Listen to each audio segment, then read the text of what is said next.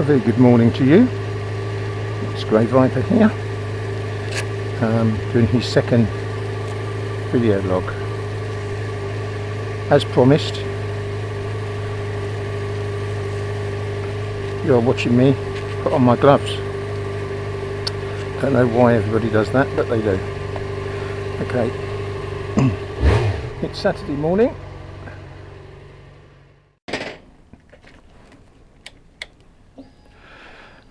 Off to the motorbike shop to just to get a little screw. No, not that sort of screw. Just to have a little, no, not have a little screw. Just to pick up a little screw for my windscreen on this. So it's quite a nice day. They forecast rain this afternoon, so I thought I'd get out early. At least we get a ride that way.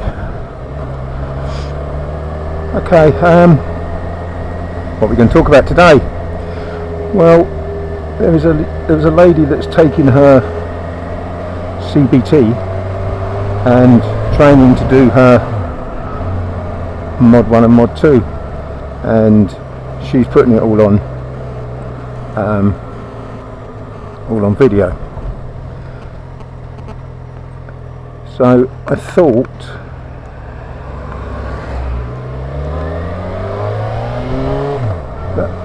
and she said if there's any advice to let her know.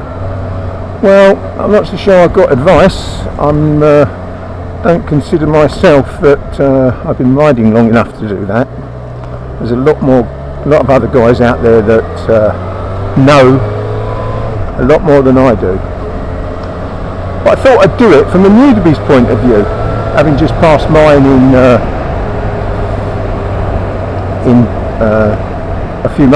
few weeks ago, in fact. I thought I would just do it from my point of view, from a newbie point of view. So I suppose the first bit of advice really is make sure you trust your instructor. In another life I used to be a driving instructor, obviously on cars, not on bikes. And there are some pupils you relate to and some pupils you don't relate to in a big way sometimes. Yes, thank you. And I've got to stop saying it's driving me round the bend, it must be doing your guy's head in. Yeah, there's some people you just don't get on with, personalities. You can't please everybody in life, I guess, and definitely not when you're teaching them and trying to teach them how to drive a car. So the second, so get yourself an instructor that you trust, and that's number one. Number two, and Delboy taught me this, practice. The more hours you get on a bike, the more you become one with the bike, and the more comfortable and confident you feel. And it was my experience that the examiner, when I was on test, wanted to see that you could make progress and that you were confident. Most of the newbies, old newbies if you like myself, have been driving cars for bloody donkey's years. So if you've not got the road sense now, chances are you probably will never have it. So I think that's one of the first things is to just be confident, and if you're not confident that you're going to pass, don't take your test. It's that simple. I mean, I was quite happy that I stood a reasonable chance, shall we say.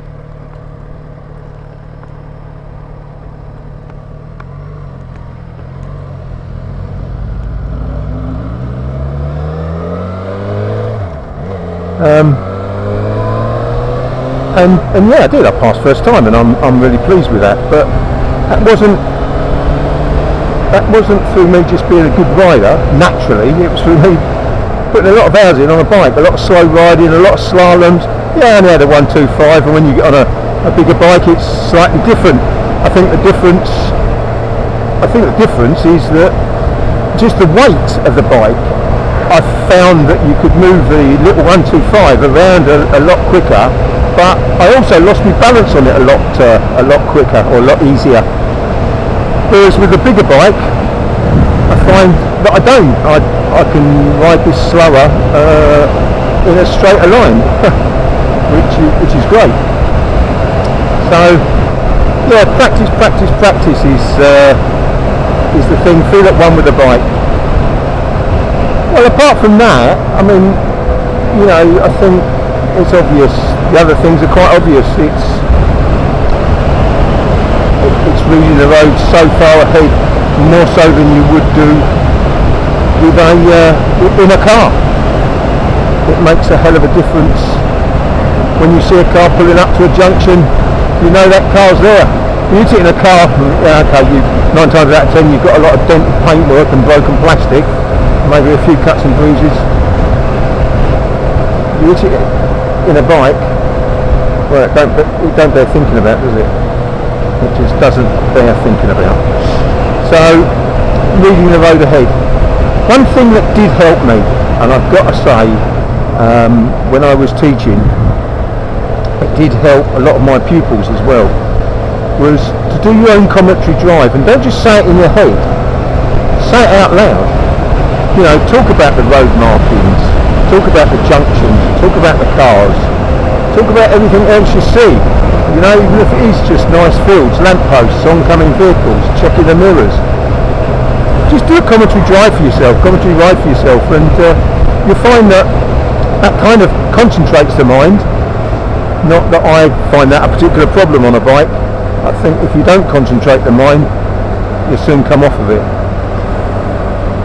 I'm not so sure there's a lot more that I can say. If you're a newbie rider and you haven't got the road experience, the road sense, the road craft, whatever you want to call it, and you're only a youngster, man, take it easy. Don't go doing stupid things. I know you're probably only on a 125, but even then, you'll even kill yourself on one of those, I guess. So that's kind of the end of this one, I guess, and thanks for listening. I hope it's been some help to some people, or somebody, and ride safe. I'll see you again. Cheers.